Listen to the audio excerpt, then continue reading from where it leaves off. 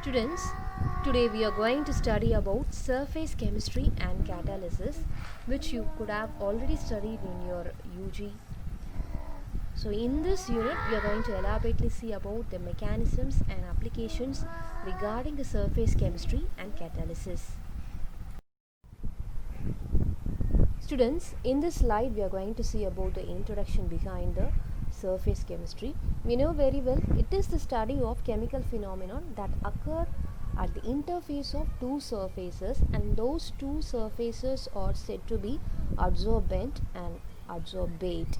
And this adsorbent and adsorbent can be solid to liquid or solid to gas or solid to vacuum, or it can be liquid to gas, or it can be of any type.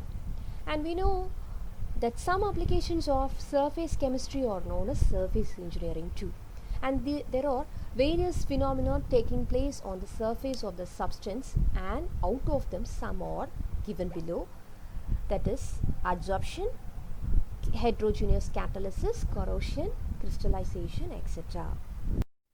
In this slide I have given the definition of adsorbate and adsorbent. You know very well this adsorbate is the substance that concentrates at the surface of the adsorbent, is normally said to be your adsorbate. That is, the incoming substance or the incoming group coming in contact with your adsorbent is said to be the adsorbate. Without this adsorbate, your adsorption will not happen. And what is adsorbent is the process of adsorption happens or takes place in this material only. That is why it is given the material upon whose surface the adsorption takes place is said to be your adsorbent. And most and best notable example for this adsorbent is your activated carbon or activated charcoal, which possess various ranges of applications in various fields.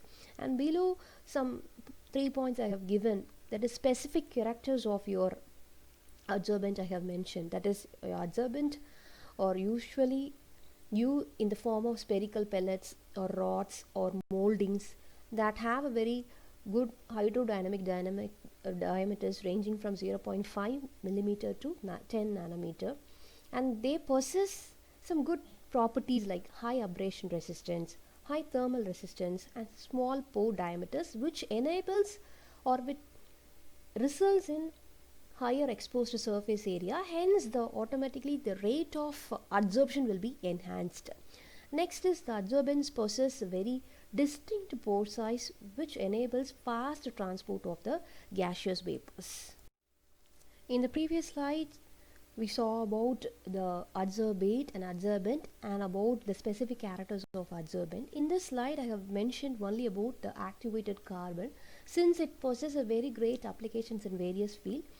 I have mentioned some important things behind this activated carbon. That is, this activated carbon or activated charcoal is used for adsorption of organic substances and non-polar adsorbates, and it is also usually used for waste gas and that is waste water treatment. It is specifically used. It is most widely used adsorbent since most of its chemical and physical properties can be tuned according to what is needed. That is, depending upon the demand or depending upon the applications we need, we can tune the physical and chemical property. That is the main character of this activated charcoal. And its usefulness also derives from its large micropore volume and the resulting high surface area. So the main principle behind this adsorption process is the mass transfer. That is, mass transfer from adsorbate to adsorbent. That is, adsorption of a molecule from liquid or gas. That is, your liquid or gas is said to be the adsorbate. From this adsorbent into solid surface. That is, your solid surface is nothing but your adsorbent.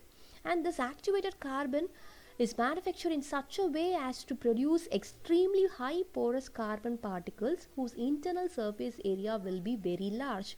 This porous structure attracts and holds organic molecules as well as certain metal and inorganic materials. And this adsorption occurs because of the following things. That is, your contaminant may have a very low solubility in the waste, or the contaminant may have a greater affinity for carbon than for the waste, or the combination of the above 2 points. Students, next we are going to see about some of the applications of surface chemistry. We all know very well that surface chemistry deals with the interaction of surfaces of one system with that of the other system. Some phenomenon work on this principle are given below, like catalysis, colloid formation, electrode reaction, and chromatography. And it plays a major role in the various chemical processes, like in biological interfaces, the enzymatic reactions takes place in the cell walls and cell membranes. In the electronical industries, the surface and interface of microchips used in computers.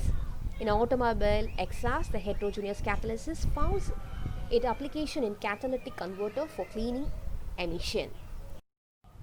Next, we are going to see about the definition of adsorption and enthalpy of the adsorption. Accumulation of species on higher concentration on the surface of a substance due to intermolecular force is said to be the adsorption. Example, gases like hydrogen, oxygen or nitrogen, etc. can be observed on the surface of the activated charcoal or silica gel, etc. And what is said to be the enthalpy of adsorption is the amount of heat energy liberated when 1 mole of a gas is being adsorbed on the unit surface area of the adsorbent. And next is the types of adsorption. We all know very well that there are 2 types, namely physical adsorption. It can be called by physisorption. Another one is chemical adsorption or chemisorption. So this physical and chemical adsorption is being classified based upon the force of interaction existing between the adsorbate and adsorbent. In this slide, we are going to see about some of the characteristics features of physical adsorption. We know very well that exists a very weak van der Waals force between the adsorbate and adsorbent. And regarding the specificity, it is not specific in nature, and the process is going to be reversible, and also it is a multi-layered process, and it possesses a very low enthalpy of adsorption ranging from 20 to 40 kilojoule per mole, and energy of activation is said to be very low. The desorption process, that is the reverse process of adsorption, is going to be very easy, and surface area of the adsorbent, nature of the adsorbate, pressure and temperature or some of the factors affecting the rate of physical adsorption. Next is the characteristic feature of chemical adsorption. Talking about the nature of the force, there exists a very strong chemical force between the adsorbent and adsorbate, and it is highly specific in nature, and the process is completely irreversible, and it is a single layer, that is a mono-layered process, which is a specific character of this chemical adsorption. And it possesses a very high enthalpy of adsorption ranging from 40 to 400 kilojoule per mole, and energy of activation is very high, and the desorption processes will be very difficult. Only at certain extreme the desorption process will be taking place.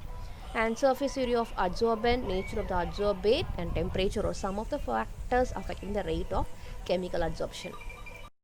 Students, in the previous 2 slides we talked about the characteristic features of chemical and physical adsorption, and in this slide we are going to summarize those characters in the name of differences.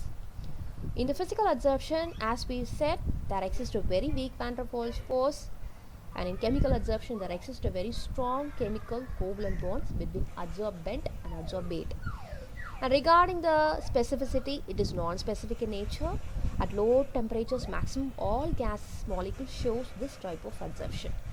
In chemical adsorption, it is highly specific in nature, that is a clear-cut affinity exists between adsorbate and adsorbent surface. And regarding the equilibrium attainment, it is almost instantaneous, that is this equilibrium is achieved very rapidly by changing the temperature or pressure of the system. And coming to the chemical adsorption, it is relatively slower. It takes much more time to achieve this equilibrium. And in the physical adsorption, no surface compounds or products are formed, whereas in chemical adsorption, surface compounds are formed on the adsorbent surface. For example, while heating this tungsten at 1200 Kelvin, it leads to the formation of the product called tungsten oxide. And regarding the reversibility, it is quite reversible in nature. That is, the desorption takes place very rapidly by lowering the pressure and raising the temperature. Whereas in chemical adsorption, it is truly irreversible in nature. That is, once your gas molecule gets adsorbed, it cannot be removed from that is, it cannot be desorbed from the adsorbent surface, either by lowering the pressure or by raising the temperature. For example, the adsorption of oxygen on the surface of the charcoal cannot be reversed in anymore. Okay, students, in the previous 10 slides, we have seen only about the basic things behind the adsorption, and these things basics will be helpful for you to learn in depth about the surface chemistry process. So in the coming videos, we'll be stepping into the main content of your surface chemistry unit. Thank you.